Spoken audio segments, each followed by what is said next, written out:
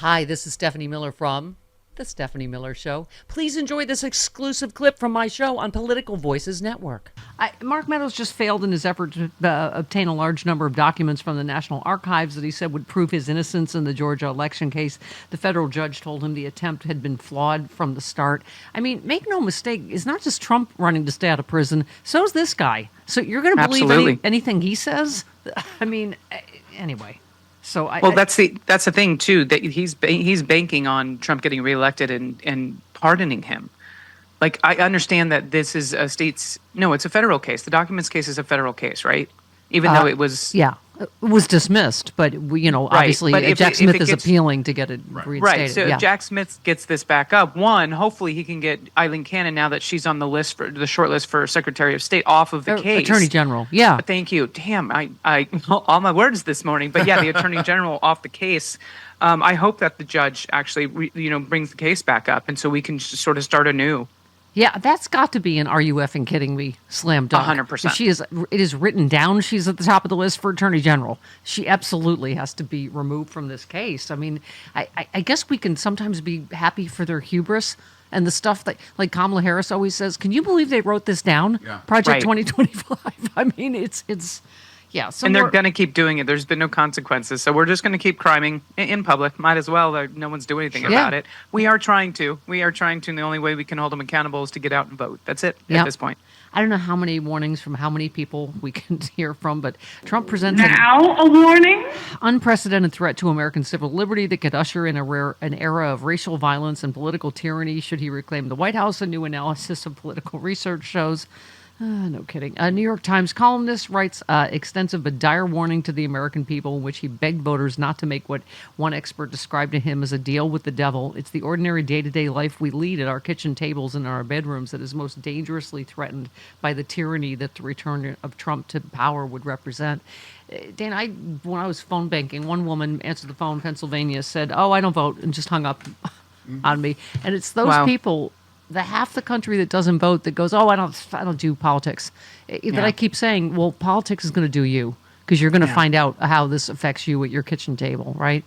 I'm so impressed. Thank you for doing what you're doing. I can only imagine getting that person answering, and I don't know. It's sort of a helpless feeling if they just say, "I don't vote," and hang up. What do you do? Well, okay, we're not going to call you back. We're going to start harassing them. It's infuriating, the amount of people. I still think, and I know it's a little controversial, I think you should get fined for not voting in this country. I think it should be a national holiday, and I think there should be some sort of consequence for not actually exercising the rights that we have fought and won. What country is it? Australia? I think it's Australia. Has mandatory voting. Yeah. Although I hear some of these Trumpers interview, I'm like, no, don't make everyone vote. Well, there's, thank God, more of us, but yeah, there are more of us. I mean, this one, the 15 largest corporate beneficiaries of Trump's tax cut have dumped a combined $839 billion into executive enriching stock buybacks and dividends since the measures package.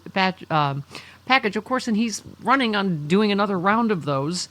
One analyst said the biggest corporate winners of the Trump tax giveaway use their massive windfalls mostly to pad profits and enrich a small group of wealthy investors instead of raising their workers' wages and lowering prices for consumers. So and I'm glad Kamala Harris has been talking about greedflation, about corporate greed, because it is a huge issue. It is. I still go back. I'm not trying to pounce on undecided voters. It's just hard for me to believe that anyone, and like the person who asked the question throttle in the them? town. In the town hall yesterday, that I think she was some sort of an environmentalist or something, and was like, "I'm not sure who I'm voting for." I was like, "What?" Or an economist. It was whatever it was. It was something that was very clear that there's stark contrast between the candidates, and she's still like, "Sure." Yeah. All right, let's some more Kamala Harris. Judges, like journalists, like nonpartisan election officials. It is deeply troubling and incredibly dangerous that Donald Trump would invoke Adolf Hitler, the man who is responsible for the deaths of 6 million Jews and hundreds of thousands of Americans. All of this is further evidence for the American people of who Donald Trump really is. Let's review, Dana, in 2024. Hitler, bad. Still bad? Yeah. Nazis, bad. if you would even do any interviews, wouldn't you like someone to go, really, what good things? What good things did Hitler do? Yeah. I mean, Push back on him. That's why he won't do any interviews. He's just going Right. to keep saying these crazy, outlandish things. So we Yeah. don't focus on the fact that he has no policy. Yeah. I mean, did that story ever drop yesterday where it was like, oh, bombshells coming? I had to go to work, Yeah, so I it don't was. even know. Yes, it was the groping story. Yeah, the latest. It was woman that- because I don't know. Allison said that, and I'm not saying that that's not true, but that woman gave a public on the survivors for Harris. She was on the call a week, 4 days before the story broke. Someone else. It wouldn't have been some sort of a bombshell by then, but I guess if that's it, the doesn't reason I think matter. it's not a bombshell because she's the 11 billionth woman, and as one survivor tweeted, and I read it earlier, said, "Please, before all the people rush to say, oh, it won't matter." To people, please, like, think of all of us that that are victims. You know what I mean? That Absolutely. when we keep hearing, "Oh, it speak doesn't up. matter," because we're That's so a numb. really good point, Stephanie. A very good point. Yeah, I mean, it's just we're numb. Just because we're numb to it doesn't mean we should be numb to his. Yeah, and honestly, I was one of those people that tweeted, "Whatever comes out, it's not going to sway his cult." But you're absolutely right. I appreciate you saying that. It does matter. Survivors need to speak out and not feel like what doesn't matter if I say anything. Christine Blasey Ford went in front of the Senate Judiciary Committee. It was the Senate, right? Yeah. Because Lindsey Graham was like going off about. I get them confused sometimes. Yeah. Rest in peace, Leslie. But it matters. It matters when people are heard and their voices are heard because, when you've got a story coming out, 2 years later saying the FBI throttled that investigation. I'm sorry, the White House did, and the FBI's hands were tied and couldn't actually investigate the 4,200 Thank you. tips that came in. Before we all just go, it matters. "Oh, it doesn't matter." Let's make this a country where it matters again. Absolutely. Let's make this a country where this is not normal. This degree Yeah. of criminality and sexual assault, and that nothing seems to matter anymore. Kevin, the hilarious gay in Chicago, is here in 3, 2, 1. Well, hello. Hello. Hi, Dana. Hi, honey. I have to say really quickly, I always feel weird calling when you're on because it's kind of like, I liken it to when Stephanie takes pictures next to supermodels. It's not, I shouldn't be doing it. It's just too much. But Mama- It's obviously repetitive. It's just Well, sure. yeah. Oh, he doesn't Yeah. want to steal my spotlight. You don't want to steal theirs. I It's like- understand. right. We're full up on hilarious gays this hour, but a fine. thing. Go ahead. Well, Mama, since we're talking about Chris's body today, I felt compelled to call in. And I just have to say, Chris's body is responsible for some of the best hugs I have ever received. Thank you, So, Kevin. Let's Chris, just say his 'cause body. you've never hugged me. His body's everybody's choice. Yeah. Right. So, Chris, you do you. I'll do you. I am. But I also wanted to say, He slipped that And to I'm you only- without even Yes, he telling you did. you're With- pretty. Yes, no lube. slipped it in no loop. Well, last week you said that I was dead to you, so I wanted to get back into your favor. But Aw. while I understand the urge to have everyone early vote, especially in the battleground states, and I'm completely in agreement with that, I also like to vote on election day. My children are off to school that day, so I like to bring them with so that they can see me fulfilling my civic duty. I feel very patriotic while doing so, and there's just something so energetic about being an American on election day.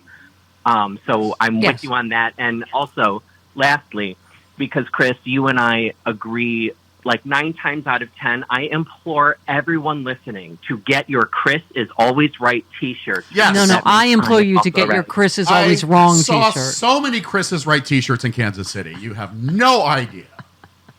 Well, it also means that I'm right. So That's right. get those, All get right. those t-shirts. All right. Love Thank you. you. I love you. Okay, I need some more Kamala Harris, please. Thank you. This is a window into who Donald Trump really is. From the people who know him best, from the people who worked with him side by side in the Oval Office and in the Situation Room. And it is clear from John Kelly's words that Donald Trump is someone who, I quote, certainly falls into the general definition of fascist, who in fact vowed to be a dictator on day one and vowed to use the military as his personal militia Everything about this guy is to fake. carry out Everything. his personal and political vendettas. That overlap was actually really perfectly Yeah, timed. kind of. Little Sorry. mashup Yeah. there with Tim Walz. Yeah, a little mashup. Whoop, whoop.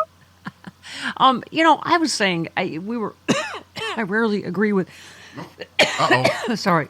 Oh my God. With Van Jones, but he said it best last night. It's just, they're not even taking the same, forget Donald Trump's graded on a curve. They're not even taking the same exam.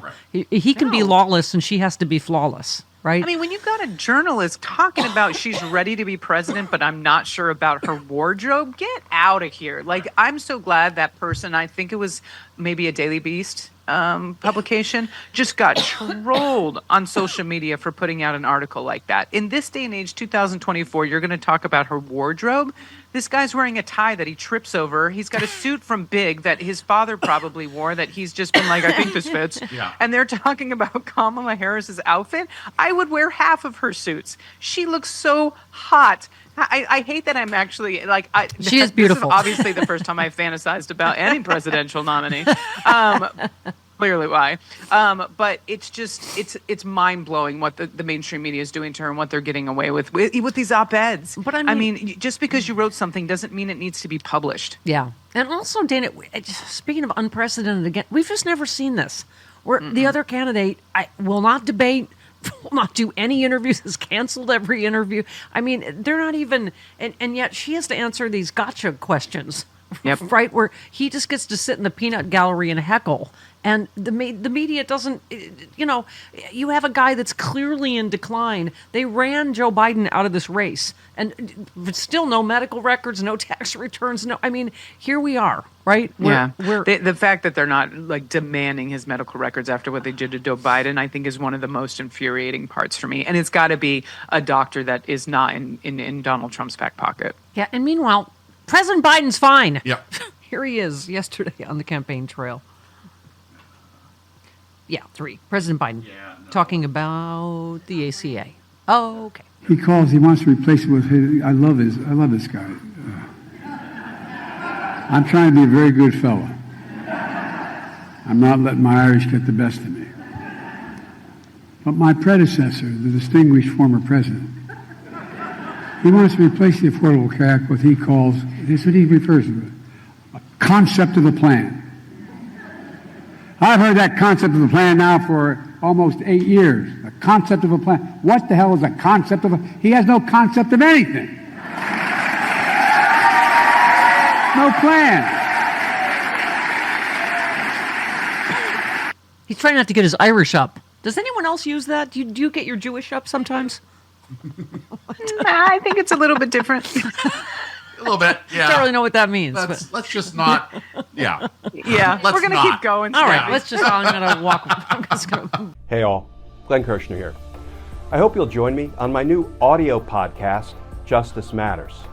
I'll be using my 30 years as a federal prosecutor and Army JAG to unpack, break down, and explain the legal issues of the day, particularly where the legal intersects with the political. Please look for Justice Matters with Glenn Kirshner wherever you generally get your podcasts.